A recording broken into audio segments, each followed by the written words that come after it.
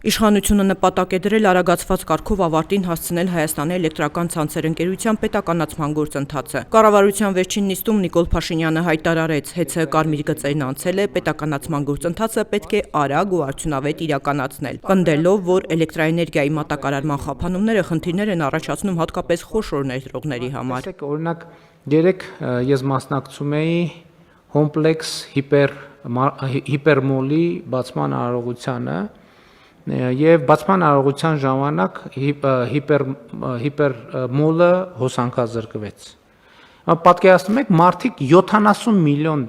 ներդրում են արել, 70 միլիոն, համեն դեպս ես ինձ տենց ասցին եւ չեն կարողանում բացման արարողություն անել նորմալ։ Մինչդեռ ՀԵՑ-ից պարզաբանում են, հոսանքի անջատումը, որի մասին խոսում է Փաշինյանը, իրենց պատասխանատվության դաշտում չի եղել։ Կոմպլեքս հիպերմարկետը, որի բացմանը մասնակցում էր Փաշինյանը, սնուցում է ստանում ՀԵՑ-ի պատասխանատվության տակ չգտնվող երկու այլ պատկանելիության էլեկտրահաղորդման գծերից։ Մեկը եղել է Կարիտաս գծից, երկրորդը եղել է նախկին ՊՆ-ի գծից։ ՊՆ-ի գիծը նախկին տրվեց, եթե չեմ սխալվում, պետգույքի կառավարման կոմիտեին, հետո տրվեց Պեկին։ Այսինքն երկուսի պարագայում էլ, որպեսզի մեր ժողովրդի համար հասկանալի լինի, երկուսի պարագայում էլ ՀԵՑ-ը որևիցե պարտավորություն չունի։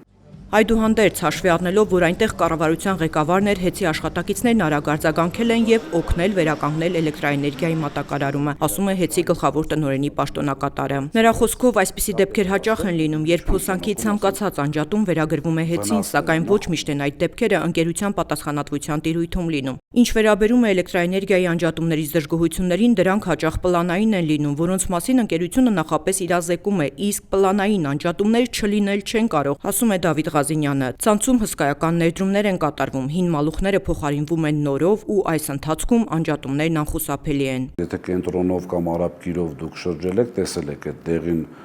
պատնեշները, որ դրել ենք, ամբողջությամբ փոխվում են ստորգետնյա մալուխները, ամբողջությամբ,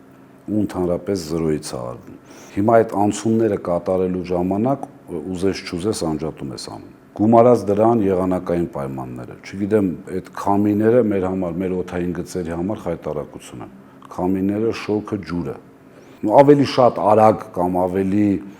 ճիշտ կազմակերպել իմ կարծիքով ուղղակի հնարավոր չէ։ Տնօրենի պաշտոնակատարը հիշեցնում է 10 տարի առաջ Սամվել Կարապետյանը ՀԵՑ-ը գնել է խիստ անմխիթար վիճակում ու եթե չլինեին այս տարիների ներդրումները, Հայաստանում էլեկտրաէներգիայի մատակարարման վիճակը շատ ավելի վատ կլիներ։ Թե ինչ ծավալի ներդրումներ են արվել այս ընթացքում շատ լավ գիտեն եւ կառավարությունում եւ հանրային ծառայությունները կարգավորող հանձնաժողովում, նշում է Դավիթ Ղազինյանը, իսկ ՀԵՑ-ի դեմ արշավը, որը սկսել է իշխանությունը, զուտ քաղաքական գործընթաց են համարում պայմանավորված Սամվել Կարապետյանի անձով։ Եթե կարճ պատասխանեմ, ապա ոչ իրավաչափ գործողություն։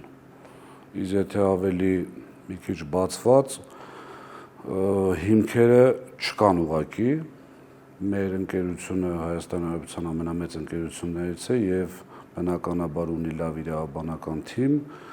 բոլոր տեսակի ուսումնասիրությունների արդյունքում չեն կարող գտնել որևիցե հիմք, որի արդյունքում հնարավոր է դա ուղղակի անել։ Գործընթացը քաղաքական է։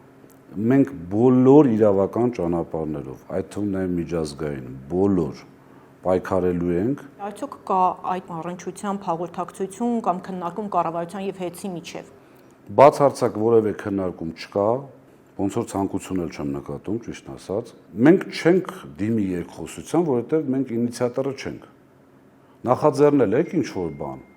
Դիմեք, ուզում եք ուղիղ եթերը լինի, ուզում եք, չգիտեմ, ինչ եք ուզում, ոնց եք ուզում, ձևաչափը դուք որոշեք, բայց որ ժողովրդի համար որպեսզի պարզ լինի, այդ դժգոհություն գեներացնելը ամենահեշտ բանն է։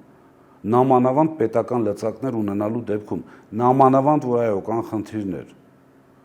Շատ հեշտ է, բայց որպեսզի բոլորի համար պարզ լինի, ընդհանուր այլ սեփականատերերի համար, եթե ինչ-որ մի արտադրությունում խնդիր եք տեսնում, գնում փակում եք արտադրությունը, պետականացնում եք։ Դավիթ Ղազինյանը վստահ է, պետականացման գործընթացը կառավարությանը չի հաջողվելու, իսկ եթե այնուամենայնիվ կարողանան դա անել, պետությունը չի կարողանալու կառավարել ընկերությունը։ Շատ կրկնակի, եռակի, քառակի, հնգակի ավելի վատանալու է վիճակը։ Պետականացումը ինքը իրենով փորձը ցույց է տվել, որ լավ բան չի ընդհանրում։ Իսկ շատ պարզ օրինակ, Հայփոստը, եթե չեմ սխալվում, տրվել էր կառավարման, հետո պետությունը հետ վերցրեց 2.5 կամ 3 անգամ, ոչ սխալվեմ, հետո չասեն, էլի մի քիչ էս կոմենկոմ, թանկացվեցին ծառայությունները 6 ամիս, թե 7 ամիս, անգամ էներգետիկայի նախարարություն չունենք, դա հերիք չի, անգամ տարածքային կառավարման էներգետիկայի գծով փոխնախարար չունենք։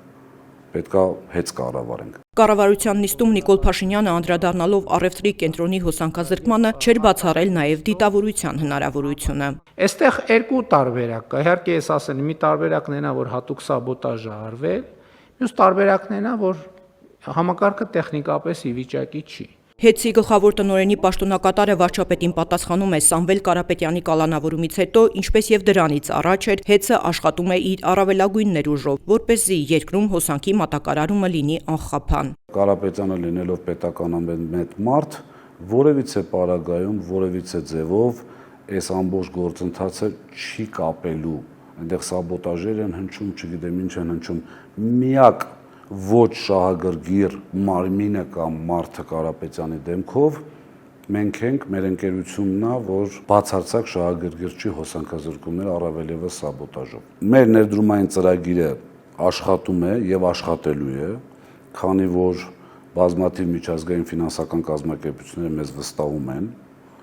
եւ շատ փակագծեր չբացելով ասեմ խիստ անհանգստացած են եւ պատրաստ են շարունակել մեզ հետ այս գործունեությունը։ ՀԵՑ-ի գլխավոր տնօրենի պաշտոնակատարը ամփոփում է, թերություններ իհարկե կան, բայց ՀԵՑ-ում այս տարիների ընթացքում հսկայական ներդրումներ են կատարվել, ինչի արդյունքում էականորեն բարելավվել է ցանցի վիճակը։ Քաղաքացիների դժգոհությունները երբեմն տեղին են, բայց դրանք ավելի շատ գեներացվում են քաղաքական դրդապատճառներով, ասում է Դավիթ Ղազենյանը։ Անկախ քաղաքական գործընթացներից ՀԵՑ-ը շարունակելու է աշխատել իր բնականոն ռեժիմով եւ էլեկտրաէներգիա մատակարարել քաղաքացիներին, վստահեցնում է ընկերության ղեկավարությունը։